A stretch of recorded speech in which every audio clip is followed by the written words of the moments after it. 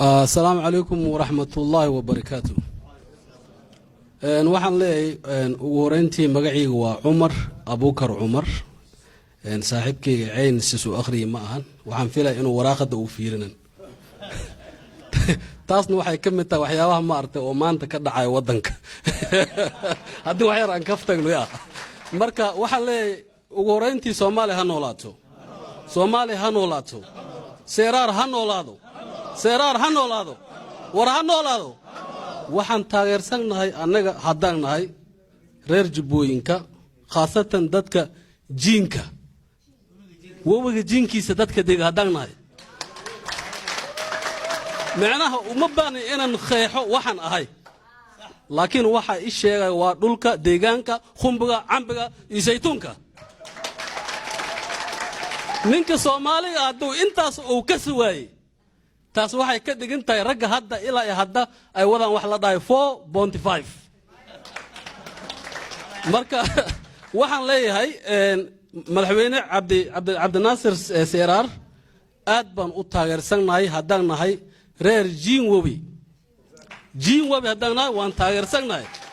waxaan taageersanahay dawladda Soomaaliya waxaan arki jirnay rag la dhahayo war ninkaas yaa waay Ethiopia wad warkaas yaa waay Kenya wadato warkaas yaa waay Talyaaniga wadato maanta waxay taagantaa war ninkaas yaa waay dawladda wadato ayuu diidan yahay markaas miyaan leenahay waa nin Soomaali miyaan leenahay ninkaasi Soomaali miyaan leenahay waa nin dhiig leh oo macna oo dhiig leh ama Soomaalinimo ku jirto oo danqanayo miyaan ninka la dhahay macna oo diidan dawladda wadato laakiin oo ogolaaday Kenya wadato marka maxaa leedin dadyaw marka aniga xaqiiqdii Cabdi Naasir waxaan aad ugu baaqaya Soomaaliya waxa hadeer nahayo ama nahaasto waa cadaalad daro wax kale meel kale ka fiirina waxa wax lagu qeybana ninka dad baa u dhameeyay wax fiican la siiyo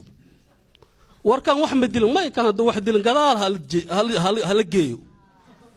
ilaa kan dhigisi wax loo dakhara ma yaqaan si wax loo dilo ma yaqaan si wax loo gooracna ma yaqaan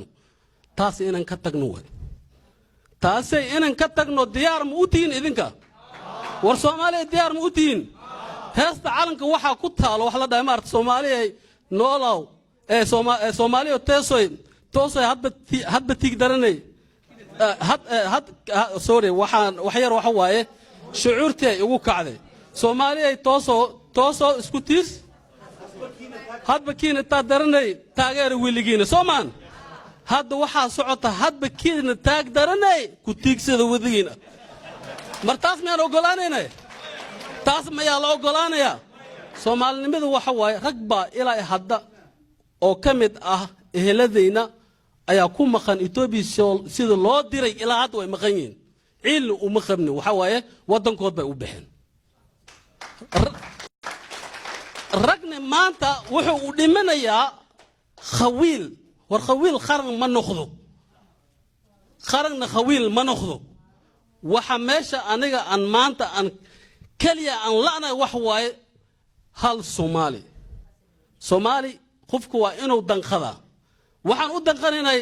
gabdhahayna wiilasha oo lagu halaagaya ma artay Liibiya ragna macnaha waxaas ma fiirinayaan waxay fiirinayaan kursigaani inuu fadhiisto waxa dhacday dawladaha hadda aan soo dhaafnay oo na soo maray ayagoo ma artay Amazon joogta Soomaaliya ay leeyihiin ciidan u direenay ma artay Yemen aqligaas wax aqli shaqeynay wariyaa idinku iga raali ahaan adan ma artay ha idinku xudgudbana idinku iga raali ahaan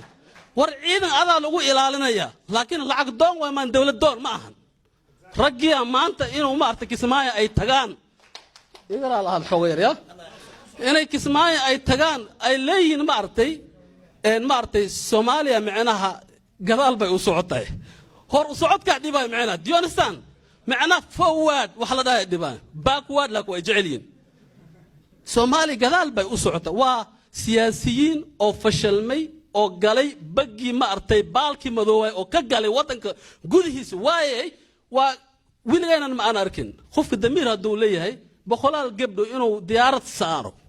oo wadan ma artay oo carabeed uu geeyo la gumeesto la garaaco oo ku faraxsan yahay xisaabtiisa uu tirsaday bis intaas waan soo aragnaa anaga haddaan runtaan sheegno waxna anagana ka baqaynin marka waxa waaye anaga waxaan hadda aan leeyahay aan u sheegaya siyaasiyiinta Soomaaliyeed dhamaan wadanka ilaahay barwaaqo uu nasiyay ilaahay wadanka wuxuu naga dhigay dad muslimiin ah laakiin nasiib daro in diinta sida nafarayso aanan qaadanin laakiin qabiilka sidoo nafaraayo aan qaadano taasaan ku jabnay waayahay haddii sida diinta iyo Soomaalinimada aan u dhaqanno waxba ma naga halaawayo waxaan ugu baaqayaa ana ka cusanayaa dawladda Soomaaliya horta ha noolaato dawladda Soomaaliya xasan khayri iyo maarta farmaajo ha noolaadano war ha noolaadano waayahay waxaan arkaynaa hooyooyin badan Soomaaliyeed oo habeen iyo maalin ooyayaan oo caruurtooda dhalinyarada iyo wiilasha dhamaan ay ku wada xiran yihiin wadamada kale hadday Hindi tahay hadday tahay Kenya gudaheeda hadday yihiin maartay wadamadan maartay Ethiopia ayaa laga soo saaray war dawlad sidaas oo kale mana soo martay cadaalad hala sheego mana soo martay nama soo marin waxaan arki jirnay kii madaxweyne laga dhigay in uu u taliyo asagoo madaxweyne ah nin mihiga la dhaayo iyo gabra war kuwaas maxaa damiir gaani war damiir nooce baa damiirkaasi waxaan aragnay nasiib darada hadda socoto rag walaalahayna inay u sacbiyaan waana ka xumaay aadan bar ducaali inuu noqdo gabrihii Ethiopia hadda ku xiran inuu asaga matala booskiisa waan ka xumaay xaqiiqda inaan dhaw waayay